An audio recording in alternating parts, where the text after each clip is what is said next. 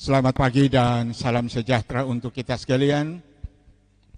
Kita masuk dalam ibadah pada pagi hari ini yang akan disiarkan secara langsung, bahwa pada saat ini kiranya seluruh anggota jemaat yang dapat mengikuti siaran langsung ibadah yang dilaksanakan pada pagi hari ini. Sebelum itu kita akan mendengarkan warta jemaat. Yang pertama, himbauan dari pemerintah Provinsi Sulawesi Tengah sampaikan kepada Bapak Ibu Saudara-saudari para pengurus rumah ibadah se-Sulawesi Tengah di tempat.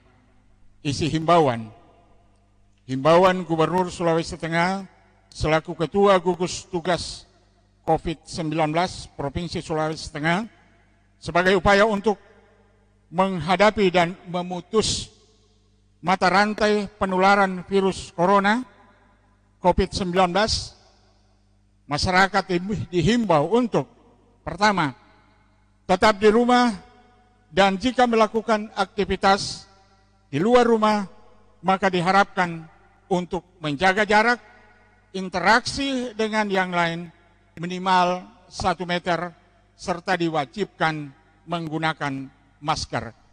Kedua, senantiasa mencuci tangan menggunakan sabun dan air mengalir sebelum dan sesudah beraktivitas. Ketiga, jika mengalami demam di atas 30 derajat Celcius yang disertai batuk, pilek, dan sesak napas, agar segera memeriksakan diri ke rumah sakit atau puskesmas terdekat. Keempat, tidak melakukan kegiatan yang mengumpulkan massa atau menghadiri kegiatan yang melibatkan banyak orang. Kelima, tetap menjaga kebersihan lingkungan, berolahraga, dan mengkonsumsi makanan minuman yang bergizi.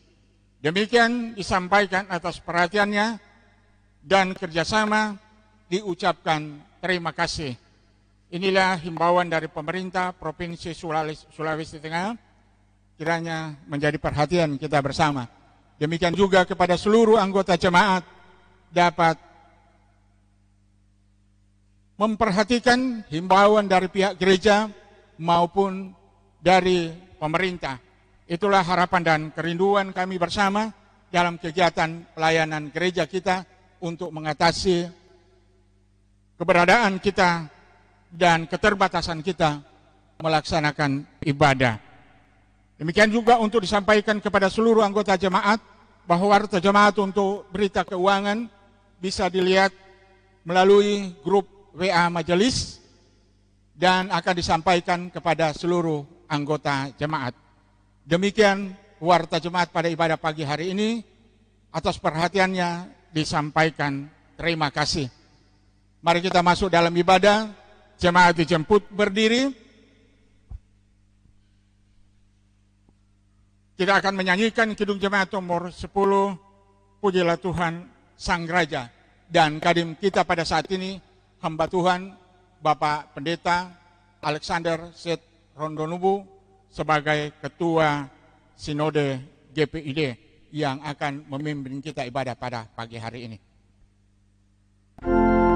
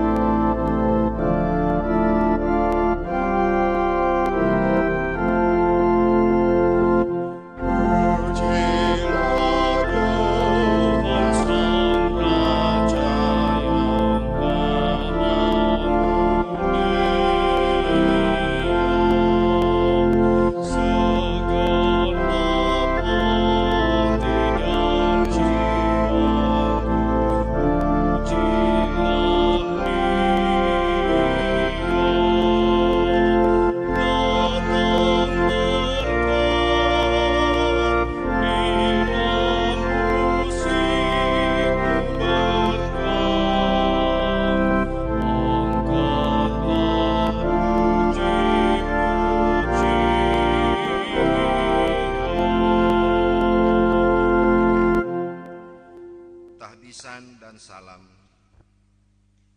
Pertolongan kita adalah dalam nama Tuhan Allah yang menjadikan langit dan bumi, yang tetap setia untuk selama-lamanya dan tidak pernah meninggalkan perbuatan tangannya.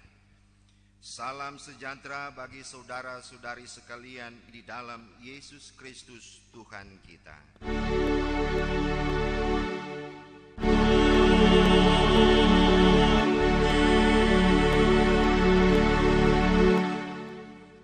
Saudara-saudari jemaat dipersilakan duduk kembali, dan pada saat ini marilah kita merendahkan diri di hadapan Tuhan Allah dan mengaku dosa kita kepadanya. Kita berdoa. Ya Allah yang Maha Kuasa dan Kekal, kami mengaku kepadamu bahwa kami adalah orang-orang berdosa yang selalu berbuat dosa di dalam pikiran, perkataan, dan perbuatan. Kami mohon kepadamu, ya Bapa yang pengasih dan penyayang, janganlah engkau memurkai dan menghukum kami dalam kepanasan amarahmu, tetapi kasihanilah kami orang yang berdosa ini, yang datang kepadamu dengan menyesali dosa kami. Berilah Roh Kudus-Mu untuk bekerja di dalam hati kami, supaya kami menyadari dosa kami, menyesalinya dan bertobat kepadamu, serta hidup sesuai dengan kehendak-Mu. Di dalam nama Tuhan Yesus kami berdoa. Amin. Kidung Jemaat nomor 33, suaramu ku dengar.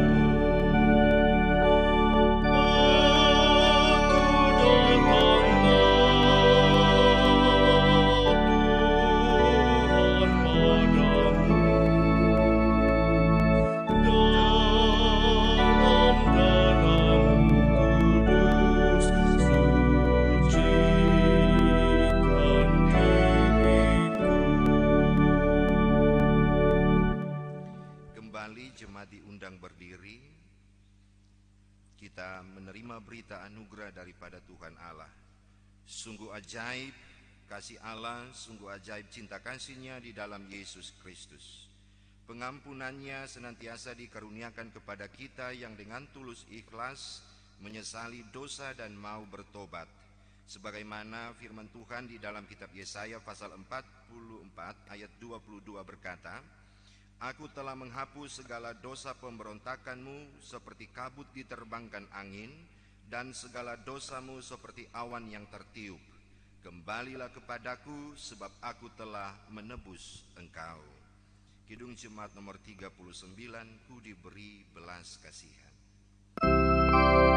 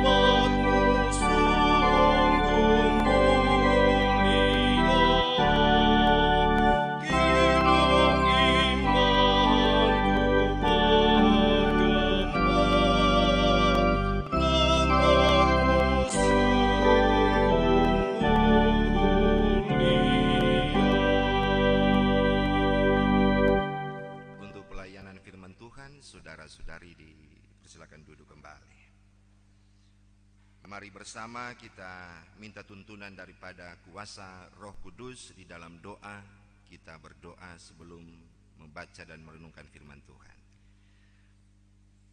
Kami memuliakan Engkau ya Tuhan Allah yang Maha Kasih, karena kami percaya bahwa Engkau tidak pernah meninggalkan kami. Dalam kemurahan kasih-Mu itu, kami percaya Engkau akan memberkati kami semua dengan kuasa Roh Kudus-Mu, untuk supaya kami dapat membaca dan mendengar, mempelajari untuk mengerti dan memahami, mengaminkan dan melakukan firman-Mu. Kami berdoa di dalam nama Tuhan Yesus kepada Bapa di sorga dalam tuntunan kuasa Roh Kudus-Mu. Amin.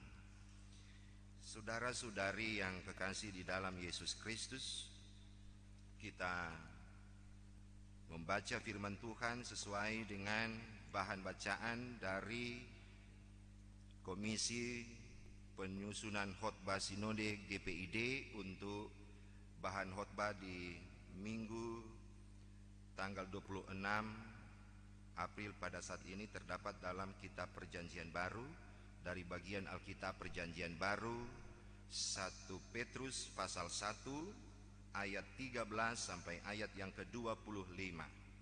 Dari kitab 1 Petrus pasal 1 ayat 13 sampai ayat 25.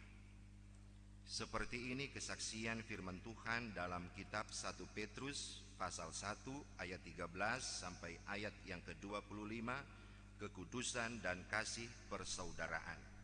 Sebab itu, siapkanlah akal budimu, waspadalah dan letakkanlah pengharapanmu seluruhnya atas kasih karunia yang dianugerahkan kepadamu pada waktu penyataan Yesus Kristus. Hiduplah sebagai anak-anak yang taat dan jangan turuti hawa nafsu yang menguasai kamu pada waktu kebodohanmu. Tetapi hendaklah kamu menjadi kudus di dalam seluruh hidupmu, sama seperti Dia yang kudus yang telah memanggil kamu. Sebab ada tertulis, kuduslah kamu sebab aku kudus. Dan jika kamu menyebutnya Bapa, yaitu Dia yang tanpa memandang muka menghakimi semua orang menurut perbuatannya, maka hendaklah kamu hidup dalam ketakutan selama kamu menumpang di dunia ini. Sebab kamu tahu bahwa kamu telah ditebus dari cara hidupmu yang sia-sia, yang kamu warisi dari nenek moyangmu itu, bukan dengan barang yang fana, bukan pula dengan perak atau emas, melainkan dengan darah yang mahal, yaitu darah Kristus, yang sama seperti darah anak domba yang tak bernoda dan tak bercacat. Ia telah dipilih sebelum dunia dijadikan, tetapi karena kamu, Ia baru menyatakan dirinya pada zaman akhir. Oleh Dialah kamu percaya kepada Allah yang telah membangkitkan Dia dari antara orang mati dan yang telah memuliakannya, sehingga imanmu dan pengharapanmu tertuju kepada Allah. Karena kamu telah menyucikan dirimu oleh ketaatan kepada kebenaran, sehingga kamu dapat mengamalkan kasih persaudaraan yang tulus ikhlas. Hendaklah kamu bersungguh-sungguh saling mengasihi dengan segenap hatimu, karena kamu telah dilahirkan kembali bukan dari benih yang fana, tetapi dari benih yang tidak fana, oleh firman Allah yang hidup dan yang kekal. Sebab semua yang hidup adalah seperti rumput, dan segala kemuliaannya seperti bunga rumput. Rumput menjadi kering dan bunga gugur, tetapi firman Tuhan tetap untuk selama-lamanya. Inilah firman yang disampaikan Injil kepada kamu. Berbahagialah setiap orang yang mendengar firman Tuhan serta memelihara di dalam hidupnya setiap hari. Haleluya.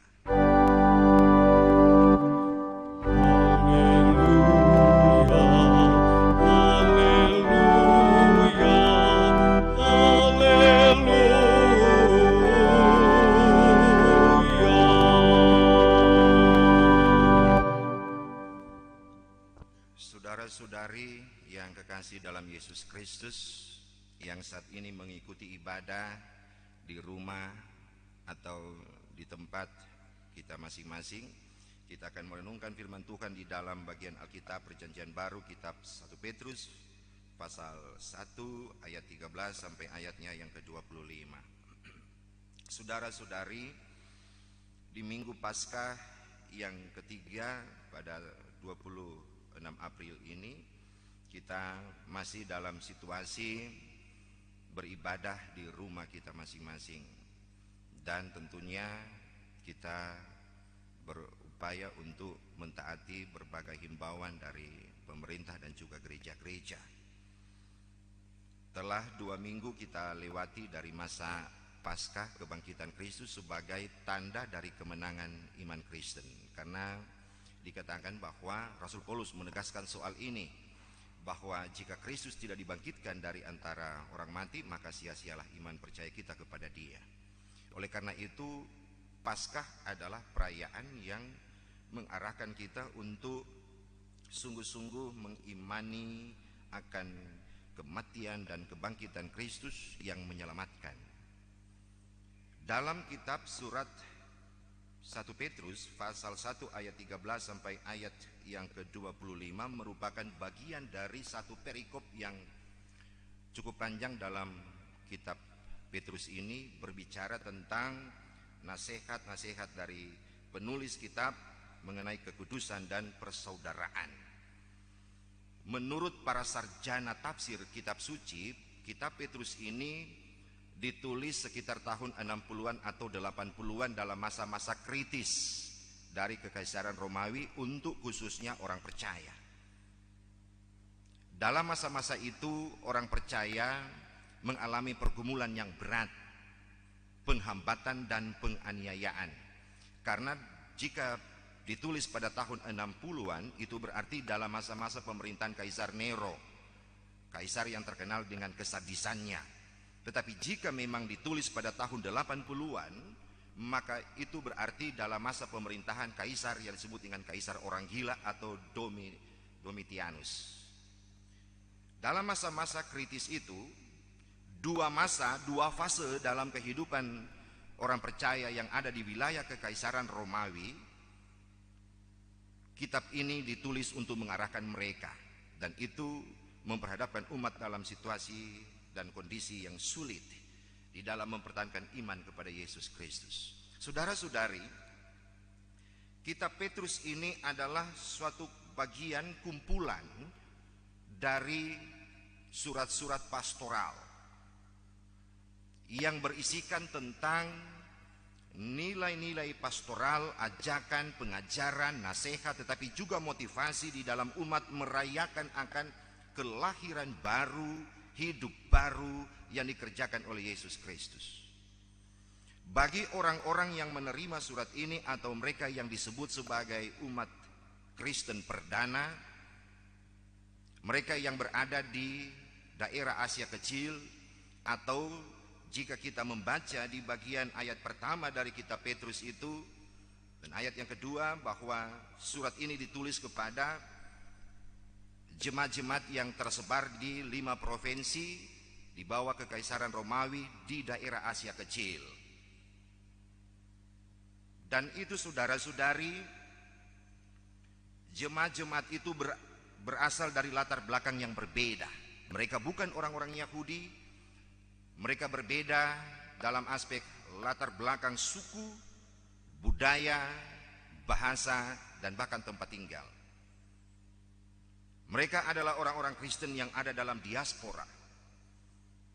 Dan bagaimana mereka sebagai orang-orang yang menetap di daerah yang mengalami penindasan, itu mengundang penulis kitab Petrus untuk memberikan nasihat-nasihat pastoral dan motivasi kepada mereka mengenai bagaimana mereka mensyukuri dan merayakan hidup baru atau kelahiran baru. Saudara-saudari, kelahiran baru atau hidup baru yang dalam istilah Yunani, jika itu kita baca dalam Injil Yohanes, tetapi juga yang dipergunakan oleh penulis kitab Petrus di ayat yang ke-23 dari pasal 1, yang biasa dipakai dengan istilah anagenesis atau oleh penulis kitab Petrus ini anagenao, itu berarti lahir kembali, dilahirkan dari atas. Saudara-saudari, lahir baru bukan dikerjakan oleh orang. Lahir baru tidak dikerjakan oleh orang, tetapi lahir baru dikerjakan oleh Allah. Karena itu saudara-saudari, kelahiran baru adalah suatu karya yang Tuhan Allah nyatakan melalui pengorbanan daripada Yesus Kristus. Lahir baru tidak dilakukan atau tidak terjadi oleh karena hal-hal materi atau oleh hal-hal yang sifatnya kefanaan, tetapi melalui pengorbanan darah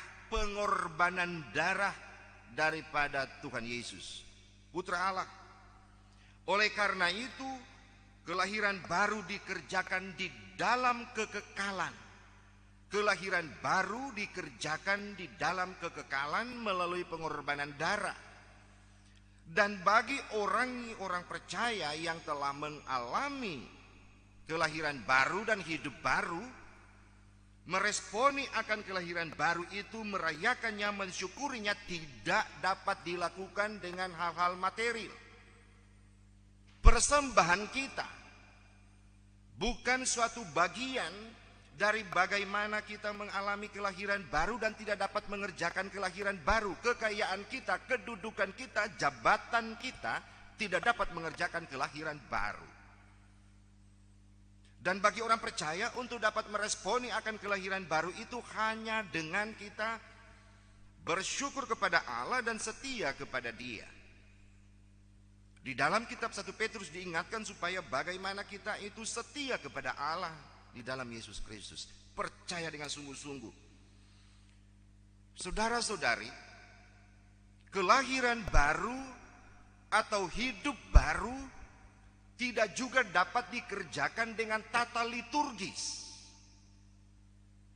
Ibadah merupakan bagian dari respon orang percaya, tetapi tidak dapat mengerjakan hidup baru, termasuk baptisan kudus. Ada yang mengatakan kalau orang itu supaya hidup baru, dia harus dibaptis, sampai dengan dia harus berapa kali dibaptis. Tidak. Baptisan tidak mengerjakan hidup baru, tetapi menandai kehidupan baru. Karena kehidupan baru tidak dapat dikerjakan dan dilakukan oleh siapapun selain oleh Allah itu sendiri. Lalu saudara-saudari, setiap orang percaya kepada Yesus Kristus, apakah telah mengalami hidup baru? Iya. Orang yang telah percaya kepada Yesus Kristus, yang telah mengambil keputusan untuk meyakini Yesus sebagai Tuhan dan Juru Selamatnya, dia telah hidup baru. Yesus menegaskan di dalam Injil Yohanes pasal 15 ayat 16, bukan kamu yang memilih aku yang memilih kamu.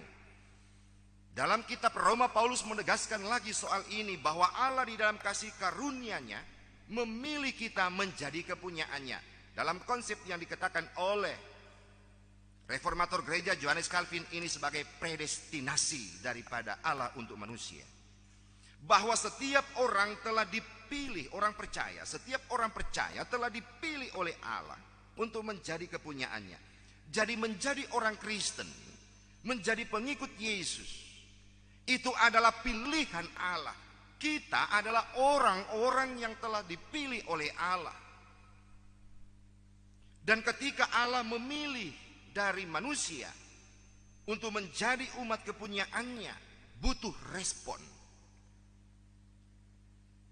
Karena banyak orang yang telah mengalami, menyaksikan dan mendengar tentang kehadiran Allah di dalam Yesus di dunia ini, tetapi tidak percaya kepada Dia.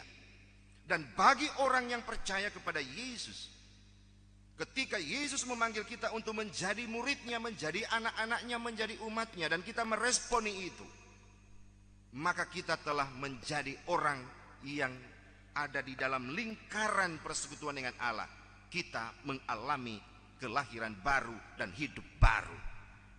Saya perlu tegaskan lagi bahwa kehidupan baru tidak dikerjakan oleh orang dan atau oleh tata cara liturgis apapun dan atau oleh kekuatan dan materi apapun di dalam dunia selain oleh inisiatif dari Allah yang berkarya melalui pengorbanan Kristus. Karena itu saudara-saudari, bagi orang yang telah percaya kepada Yesus, yang telah mengalami kelahiran baru, kita semua orang percaya yang telah mengalami kelahiran baru dan hidup baru, kita memiliki tanggung jawab yang diperintahkan oleh Allah sebagaimana yang disampaikan oleh penulis kitab Petrus ini. Apa semua yang diperintahkan itu? Menurut penulis kitab 1 Petrus di ayatnya yang ke-13, di ayat yang ke-15, di ayat yang ke-17, dan kemudian di ayat yang ke-22 sampai 23.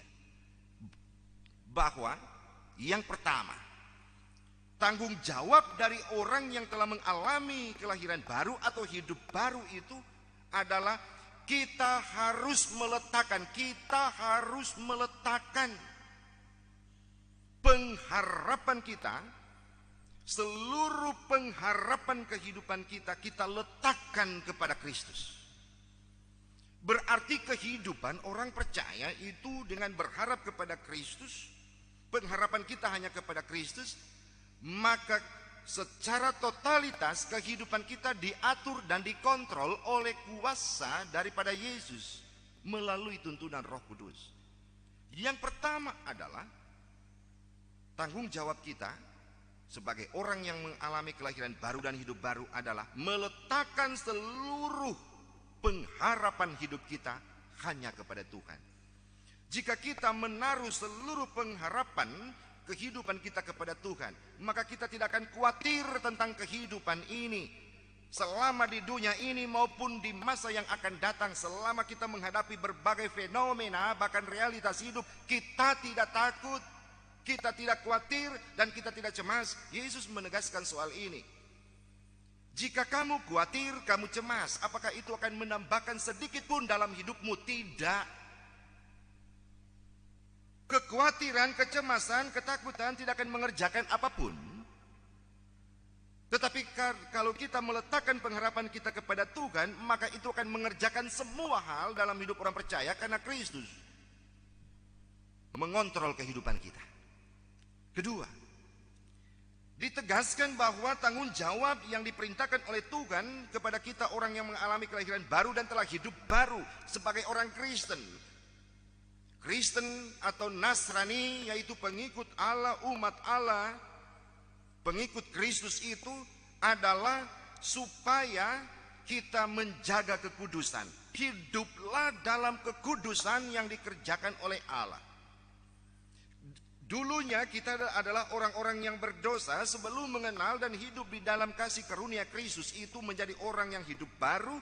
Kita adalah orang-orang yang terbuang, orang-orang yang berdosa, orang-orang yang tidak layak untuk mengalami kasih karunia Allah, keselamatan Allah.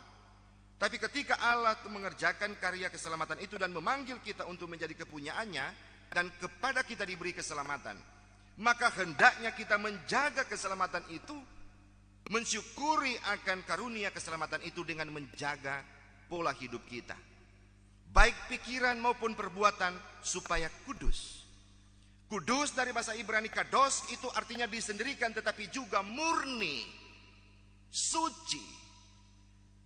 Yesus menegaskan soal ini, bahwa yang disebut dengan haram itu bukan soal apa yang masuk, bukan diperdebatkan soal makanan dan minuman, tetapi soal kata-kata kita dan perbuatan kita.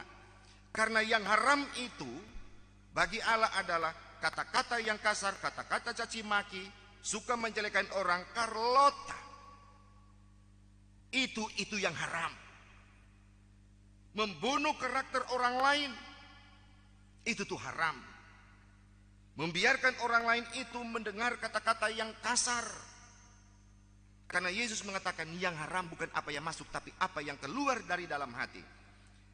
Karena itu hati kita diperbaharui oleh Tuhan, batin kita diperbaiki oleh Tuhan. kerusakan kita diperbaiki oleh Tuhan. Dan ketika hati kita telah diperbaiki dan dimurnikan oleh Tuhan, maka apa yang kita pikirkan, kita rasakan, kita rancang di dalam hati dan kita perlakukan dalam kehidupan adalah kebaikan. Itulah mengapa orang Kristen dikatakan itu diberkati untuk menjadi berkat. Karena kita telah terlebih dulu dan senantiasa diberkati oleh Tuhan supaya kita menjadi berkat. Tidak hanya dengan materi, tetapi juga dengan perilaku hidup, termasuk dengan kata-kata dan rancangan di dalam hati, sikap kita kepada orang, menjadi berkat bagi orang. Di mana kita ada, orang yang ada di sekitar kita merasa lega, terhibur, dikuatkan, mereka senang. Kemudian saudara-saudari, yang ketiga itu adalah orang percaya diperintahkan supaya takutlah akan Tuhan. Jadi kita harus merasa takut. Selama kita menumpang di dunia ini, kita menumpang di dunia ini, dan dunia ini bukan milik kita. Dunia ini dan segala jagat raya yang luas ini milik Allah. Bahkan hidup kita milik Allah. Kita hanya menumpang hidup di dunia ini, dan kita akan kembali ke tempat di mana Tuhan akan menyediakan kehidupan kita di sana akan berlaku selamanya. Yang biasa kita kenal dengan sorga. Untuk sampai di sana di dunia ini kita menumpang, dan karena kita menumpang maka kita saling menolong satu dengan yang lain, kita merawat yang lain, dan kita harus takut kepada Tuhan. Kita harus merasa takut, disampaikan di sini ayat 17 dan seterusnya. Kita harus takut untuk tidak mengerjakan apa yang Tuhan perintahkan. Itu maksud dari penulis kitab Petrus. Takutlah selama kamu menumpang di dunia untuk tidak mengerjakan apa yang Tuhan perintahkan. Berarti kita harus melakukan segala perintah Tuhan di dalam kebebasan yang tunduk dan taat kepada Tuhan. Jadi kita harus merasa takut untuk tidak melakukan. Jadi kita dengan kata lain, beranilah dan setialah untuk melakukan seluruh kehendak Tuhan dalam kehidupan kita, perintah Tuhan dalam kehidupan kita. Saudara-saudari, seluruh perintah Tuhan dalam kehidupan kita itu yang membentuk karakter dan perbuatan hidup orang percaya itu berpusat pada satu hal: mengasihi. Dan itu mengapa sampai dikatakan untuk perintah yang keempat bagi orang yang telah mengalami kelahiran dan hidup baru adalah hendaklah kamu tulus di dalam mengasihi sesamamu. Jadi orang yang telah mengalami kelahiran baru dan hidup baru, hendaklah kita tulus di dalam mengasihi sesama, menolong orang lain. Jadi kalau kita pun menjaga diri kita, ada di rumah dan tidak melakukan kontak dengan orang lain, itu tanda kita mengasihi orang supaya virus tidak menyebar dan ini tidak lama. Tetapi juga saudara-saudari, kita terpanggil dalam masa-masa kritis saat ini untuk supaya kita tidak hanya mementingkan diri sendiri, tetapi juga bagaimana menjadi berkat bagi orang lain. Jika pada kita ada berkelebihan, bagaimana kita berbagi dengan mereka. Bahkan dalam kekurangan kita memberi. Itu tanda dari sukacita iman. Kita memberi pertolongan kepada orang, berbagi dengan sesama. Saudara-saudari, kehidupan sebagai orang-orang yang telah mengalami kelahiran baru dan hidup baru, kita tidak hidup di dalam kecemasan, kebimbangan, tetapi kita dikatakan dituntun oleh firman Allah yang kekal. Bunga itu tumbuh dengan baik dan indah, tetapi akan layu. Tidak ada yang kekal di dunia ini, tetapi Allah berkuasa dalam hidup kita di dalam kekekalannya melalui firman-Nya. Dalam kitab Ibrani dikatakan bahwa Yesus memimpin kehidupan orang percaya dengan firman. Firman-Nya kekal, firman itu hidup. Bahkan firman itu menjadi manusia dan diam di antara kita dan telah mengerjakan karya keselamatan. Dan firman itu adalah pengajaran-pengajaran dari Allah, karya-karya Allah. Ini mengartikan kepada kita saudara-saudari, sebagai orang Kristen, sebagai orang percaya, hendaklah kita tekun dalam membaca kitab suci, tekun di dalam mengalami perjumpaan dengan Tuhan, mendengar dan melakukan firman Allah, karena Allah menuntun kehidupan kita dengan firman yang kekal. Tuhan Yesus memberkati saudara-saudari sekalian. Amin. Kita sambut perenungan firman Tuhan ini dengan kita menyanyikan bersama Kidung Jemaat nomor 417, serahkan pada Tuhan seluruh jalanmu.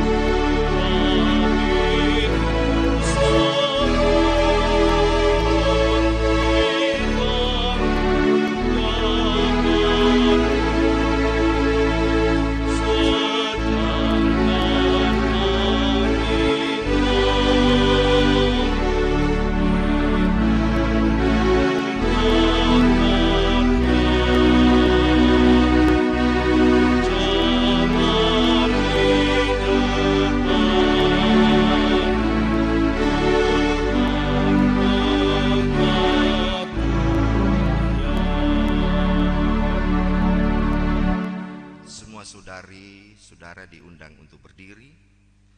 Kita bersama sekalian orang Kristen di sepanjang segala abad dan yang ada di segala tempat mengikrarkan pengakuan iman Kristen yang suci seturut versi pengakuan iman Nisea Konstantinopel. Kita mulai. Aku percaya akan satu Allah, Bapa yang Maha Kuasa, pencipta langit dan bumi, segala sesuatu yang kelihatan dan tak kelihatan, dan akan satu Tuhan Yesus Kristus, Putra Allah yang tunggal. Ia lahir dari Bapa sebelum segala abad, Allah dari Allah, terang dari terang, Allah benar dari Allah benar. Ia dilahirkan bukan dijadikan, sehakikat dengan Bapa. Segala sesuatu dijadikan olehnya. Ia turun dari sorga untuk kita manusia dan untuk keselamatan kita. Dan ia menjadi daging oleh Roh Kudus dari anak darah Maria dan menjadi manusia. Ia pun disalibkan untuk kita waktu Pontius Pilatus. Ia menderita kesengsaraan dan dimakamkan. Pada hari ketiga ia bangkit menurut kitab suci. Ia naik ke sorga, duduk di sebelah kanan Bapa. Ia akan kembali dengan mulia, mengadili orang yang hidup dan yang mati. Kerajaannya takkan berakhir. Aku percaya akan Roh Kudus, Ia Tuhan yang menghidupkan. Ia berasal dari Bapa dan Putra, yang serta Bapa dan Putra disembah dan dimuliakan. Ia bersabda dengan perantaraan para nabi, aku percaya akan gereja yang satu, kudus, am dan rasuli. Aku mengakui satu baptisan akan penghapusan dosa. Aku menantikan kebangkitan orang mati dan kehidupan di zaman yang akan datang. Amin. Jemaat dipersilakan duduk kembali. Rahmat Tuhan sangat besar, melimpah dan sangat nyata dalam kehidupan kita. Karena itu marilah kita sebagai orang percaya memberi persembahan syukur sambil mengingat firman Tuhan di dalam kitab 2 Korintus pasal 8 ayat 11b sampai 12 yang berkata seperti ini. Hendaklah pelaksanaannya sepadan dengan kerelaanmu dan lakukanlah itu dengan apa yang ada padamu. Sebab jika kamu rela untuk memberi, maka pemberianmu akan diterima. Kalau pemberianmu itu berdasarkan apa yang ada padamu, bukan berdasarkan apa yang tidak ada padamu. Sambil memberi persembahan, kita menyanyikan Kidung Jemaat nomor 393. Tuhan betapa banyaknya.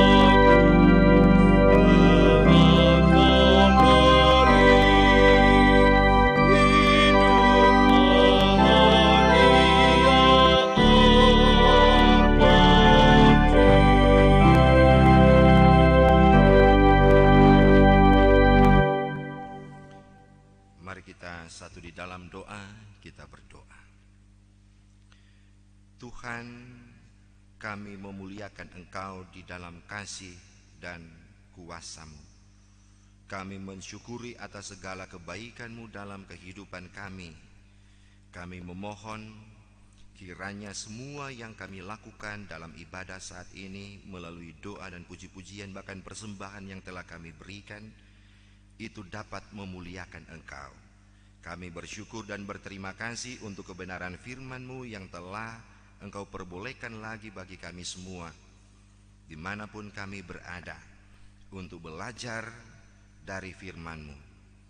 Mampukan kami ya Tuhan untuk hidup dan melaksanakan tanggung jawab sebagai orang-orang yang telah mengalami kelahiran baru, hidup baru yang telah Engkau kerjakan melalui pengorbanan darah Tuhan kami Yesus Kristus.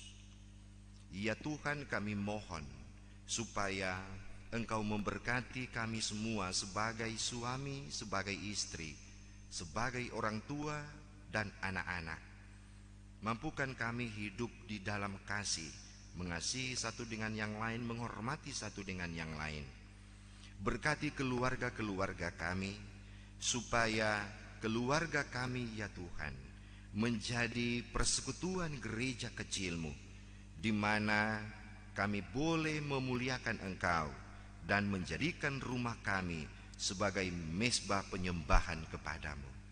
Tuhan, kami bermohon di dalam kasih-Mu, berkenanlah Engkau untuk memberkati seluruh jemaat-Mu dan seluruh pelayan-Mu yang ada di Jemaat GPID Peniel Palu dan juga yang ada dalam lingkup pelayanan Gereja Protestan Indonesia Donggala dari 173 gereja, para pendeta, penatua, diaken, pejabat gereja, BP, BPP, panitia-panitia.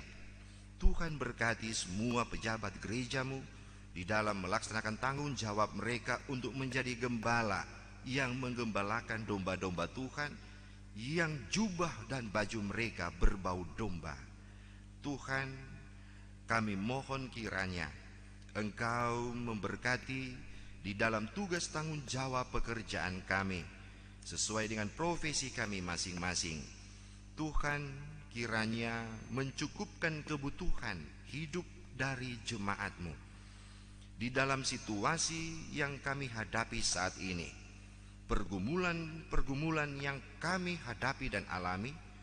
Tetapi kami yakin dan percaya bahwa kasih setia Tuhan tidak akan lalu daripada kami, karena Engkau menuntun kami dengan firman-Mu yang kekal. Tuhan, kami mohon kiranya Engkau berkenan untuk memberkati gereja-gereja-Mu, bahkan saudara-saudari kami yang mengabarkan Injil secara pribadi, agar kami semua di dalam satu gerakan oikumene dapat bergandengan tangan melangkah bersama, mengembangkan penginjilan-Mu untuk kemuliaan nama-Mu. Berkati pemerintah negara kami, baik dari tingkat pusat sampai di pelosok-pelosok negeri dan yang ada di wilayah pemerintahan Sulawesi Tengah dan di Kota Palu. Engkau berkati para pemimpin kami, supaya mereka dapat memimpin dengan hati dalam kebijaksanaan, dan supaya dapat menghadirkan kemakmuran, damai sejahtera dan kesentosaan bagi seluruh masyarakat yang dipimpin mereka. Kami mohon ya Tuhan, Engkau memberkati semua pimpinan umat beragama dan semua umat beragama dalam keperbedaan keyakinan, pola dan cara beribadah. Kami yakin dan percaya bahwa Tuhan tetap memelihara kami semua sebagai makhluk ciptaan Tuhan. Dan karena itu ya Tuhan, mampukan kami untuk saling menghormati dan menghargai dengan nilai-nilai kemanusiaan. Tuhan, mampukan kami semua sebagai umat-Mu untuk mengasihi sesama, tetapi juga memelihara lingkungan alam kami. Karena kami tahu bahwa pemeliharaan daripada Tuhan berlaku bukan hanya bagi gereja-Mu, tetapi juga bagi seluruh ciptaan. Bapa dalam sorga, kami bermohon kiranya Engkau memberkati dan menyertai saudara-saudari kami yang selama beberapa waktu ini mengalami kewajiban keagamaan mereka di bulan suci Ramadan. Tuhan tolong mereka. Tuhan, kami memohon belas kasih-Mu untuk memberkati semua TNI dan Polri dan tenaga para medis sebagai orang-orang yang bekerja di garis terdepan untuk memelihara dan melindungi dan menolong kami semua di dalam upaya untuk terhindar dari wabah COVID ini, tetapi juga ya Tuhan, untuk supaya dapat terantisipasi penyebaran COVID-19 ini. Tuhan, kami mohon Engkau berkenan untuk menjamah, memulihkan dan menyembuhkan saudara-saudari kami yang seiman maupun yang tidak seiman dengan kami, yang mengalami kondisi sakit apapun itu, termasuk ketika mereka terpapar oleh COVID-19. Tuhan, kami mohon Engkau pulihkan mereka dan sembuhkan mereka.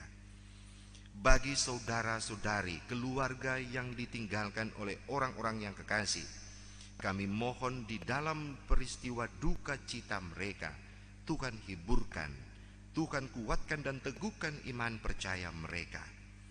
Bapa dalam sorga, bagi para janda duda, yatim piatu, fakir miskin, orang-orang yang terlantar, orang-orang yang mengalami penindasan, orang-orang yang mengalami kekerasan, yang menyimpan dendam dan angkara murka, perseteruan, kedengkian dan amarah, Tuhan kami mohon Engkau berkati mereka semua. Engkau kiranya mengaruniakan hikmat kepada mereka, sama seperti Tuhan memberkati dan memelihara kami.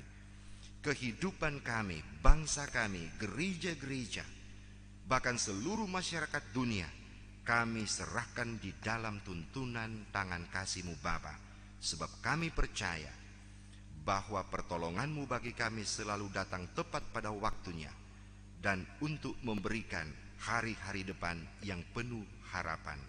Di dalam nama Tuhan Yesus, Juru Selamat dan Kepala Gereja Gembala yang baik, kami berdoa kepada Bapa di sorga dalam tuntunan kuasa Roh Kudus-Mu. Amin.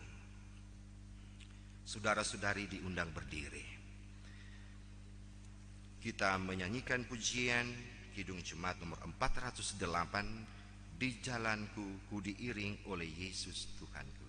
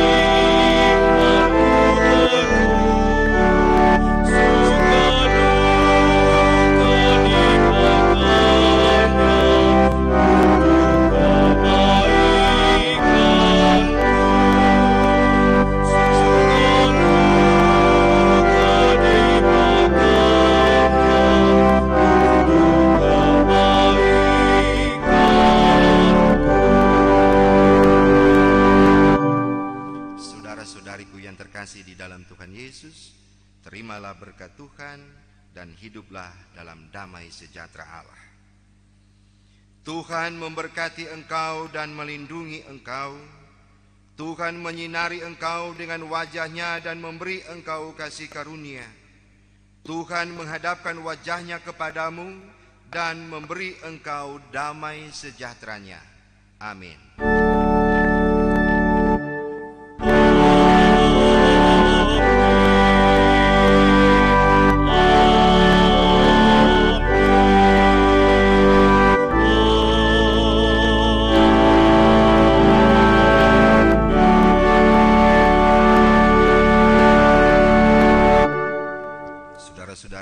Dipersilakan duduk. Tuhan Yesus menolong kita semua. Amin.